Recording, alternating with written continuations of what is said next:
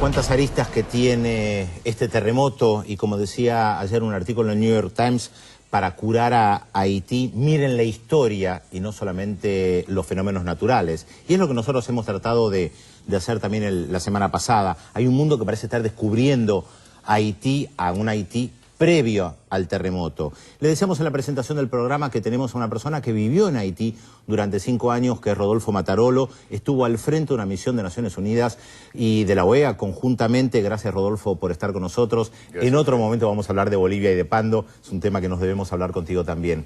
¿Cuáles son tus primeras reflexiones después de haber visto el informe, después de todo lo que se está viendo de Haití, tomando en cuenta que viviste 5 años y que conoces a Haití como poca gente en la Argentina? Bueno, justamente yo dije en estos días en algún programa en que me entrevistaron que los haitianos, que tradicionalmente han sido mártires de la historia, eran ahora mártires de la naturaleza si entendemos que lo son en función de la historia, justamente. Porque el terremoto ha puesto a Haití en el primer plano de la información mundial, pero hace 1 año y medio hubo una serie de huracanes en Haití que causaron destrozos y daños inmensos en ese país. Y eso pasó relativamente desapercibido. El problema sería vano en este momento entrar en explicaciones. Haití es un país tan curioseado por informantes, antropólogos, sociólogos, economistas. Organizaciones no gubernamentales que dicen que es el país que tiene más organización, ONG en el mundo. Tiene ONGs, tiene organizaciones intergubernamentales que han estado numerosas veces en Haití, que añadir una teoría más sería realmente algo inconveniente.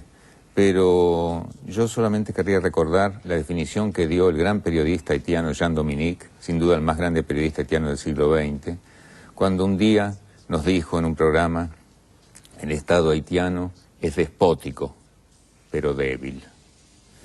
Una definición realmente perfecta de la incapacidad de construir un Estado en Haití, que es uno de los grandes desafíos en la actualidad, el día de mañana, cuando se termine de enterrar a los muertos, de dar pan y agua y atención médica primaria a los vivos, habrá que construir el Estado, que ha quedado destruido no solo en su infraestructura física, sino en el sentido profundo de las instituciones, que nunca han llegado realmente a existir como tales. Ahora, Rodolfo, la gran discusión o una de las grandes discusiones tiene que ver precisamente con el lugar de Estados Unidos en este momento. Vos, con tu experiencia, no solo en esta ocasión, sino en otras, en lo que tiene que ver con este tipo de intervenciones, ¿cuánto hay de intervención humanitaria? ¿Cuánto de intervención militar? ¿Cuál es tu opinión al respecto? Cuando veo, como lo hemos visto aquí, arrojar desde el aire, en helicópteros, a la multitud, a grupos humanos, lo que se llama ayuda entre comillas, y vemos la inevitable tensión que eso despierta, las agresiones, los tumultos que se producen, me parece que hay un error fundamental en esto. He estado en contacto con nuestro embajador, Vázquez Ocampo, que está realizando las instrucciones que ha dado claramente la Presidenta de la República, como todos recordamos, cuando partió el primer avión Hércules, la Cancillería, y la posición de países latinoamericanos es más bien de tratar de canalizar la ayuda a través de organizaciones de base, de grupos barriales, por ejemplo, que son grupos que se están organizando a pesar de la enorme tragedia del terremoto, de una manera progresiva. Es una forma de que la gente se empodere y no arrojarle la ayuda desde aviones o desde helicópteros. Creo que es una concepción de la ayuda completamente distinta. Incluso cuando uno lee el último informe de la MINUSTAH, la misión de estabilización en Haití, que tiene ese componente latinoamericano fundamental, porque es lo que puede establecer una filosofía distinta en las misiones de paz en el Caribe, en el caso de Haití. Es una composición nueva, la de los soldados brasileños, uruguayos, argentinos y de otros países. Uno advierte en el último informe, que es anterior al terremoto, grandes silencios.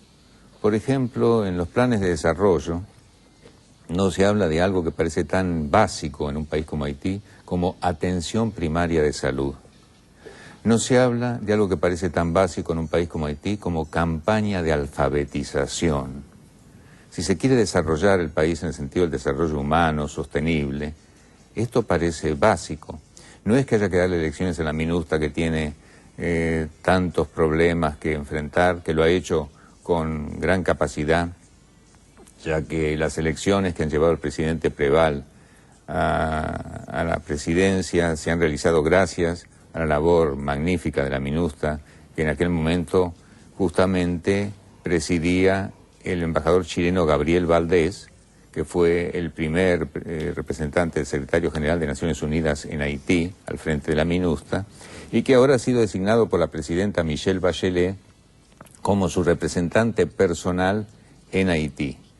Es de esperar que la nueva administración chilena mantenga esta política. Ahora, discúlpame, Rodolfo, retomando lo que planteaba INDE y Estados Unidos. Vos conocés a Haití. ¿Cuál es la reacción que pensás que tienen los haitianos por la historia también? Estados Unidos, que ocupó durante 20 años Haití, que estuvo detrás de la familia Duvalier, que estuvo detrás de los diferentes golpes de Estado, y que hay 1 millón de haitianos que viven en Haití y dependen de las remesas que se les envía. ¿Hay una relación de amor y odio que sienten por Estados Unidos?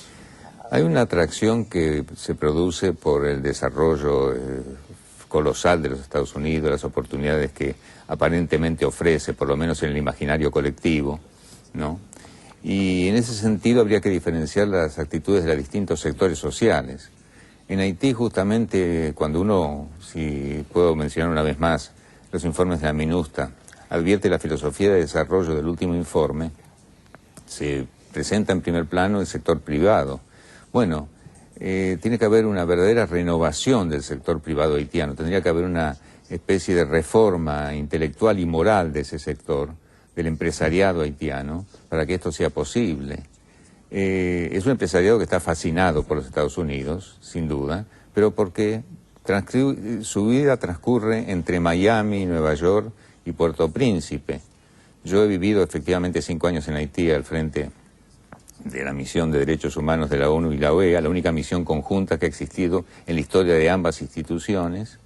Era el director nombrado por la ONU y pude observar, mi hija estaba en el liceo francés, que los chicos de las clases que podían estudiar en el liceo francés hablaban el inglés mejor que el francés y se pasaban la vida cuando podían en Miami más que en Puerto Príncipe, ¿no es cierto? Y esa es una clase, no dirigente, pero es una clase alta, que no le interesó nunca el desarrollo de Haití, porque no hay electricidad, bueno, obviamente tienen generador, no hay teléfono, tienen teléfono satelital, no hay agua en Haití, pero ellos compran el camión de agua, como en el tiempo de la colonia, ¿no? Y así en todo, de modo que es una clase que está vinculada, la clase empresarial, la clase alta haitiana, la de las familias que aparecen en este momento, sus nombres en algunos diarios que entran a profundizar en la situación de Haití, vinculada a negocios oscuros, al contrabando, sino a cosas aún peores. Ahora, Rodolfo, estamos hablando por un lado de lo que es la intervención, en este caso de Estados Unidos, estamos hablando también de lo que son las misiones de paz, de diferentes grupos humanos que llegan, a un lugar que algunos denominan un Estado fallido, que otros dicen tiene un gobierno que es pura formalidad. ¿Cómo se prepara brevemente, porque tenemos que cerrar, las distintas misiones que vos pudiste integrar? ¿Se preparan para tratar de entender cuál es el verdadero pensamiento de la gente que vive en Haití y no exportarles, digamos, un modelo de gobierno, de democracia o de sistema? Bueno, yo no voy a ser el propagandista de la misión en la que trabajé, pero tendría que decir que intentamos hacerlo con modestia, estando a la escucha de los otros. Era propio de una misión de derechos humanos, no hubiéramos podido hacerlo de otra forma, ¿no? Respetamos profundamente en su momento al presidente Aristide, luego al presidente Preval, que siguió en el gobierno, ¿no?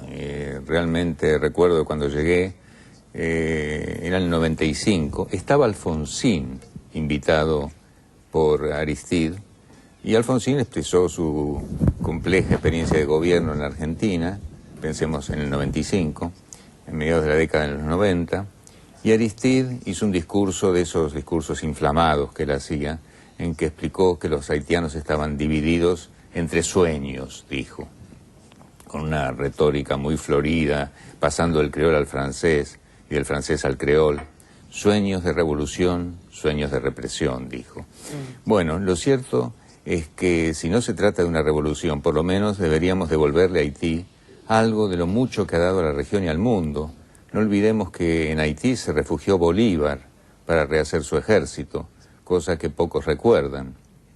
Y realmente es una sociedad que, para mayor complejidad aún, solamente vemos la miseria ahora, la gente corriendo para dar un manotazo en un pedazo de comida, y sin embargo es una sociedad compleja que tiene un desarrollo de las artes, de la literatura, de las ciencias sociales incluso, que sorprende. Rodolfo, te tenemos que interrumpir porque se nos acaba el tiempo, pero nos quedamos con la promesa de continuar sobre este tema y otros conversando contigo porque realmente es muy interesante. Gracias por venir. Yo querría añadir solamente que es importante la presencia latinoamericana en la misión y que es una garantía de una concepción de desarrollo humano y sostenible. Eso también merece un informe, ¿no? Definitivamente. La relación Naciones Unidas, OEA, las tropas norteamericanas, lo vamos a hacer seguramente. Muchas gracias, Félix. Rodolfo.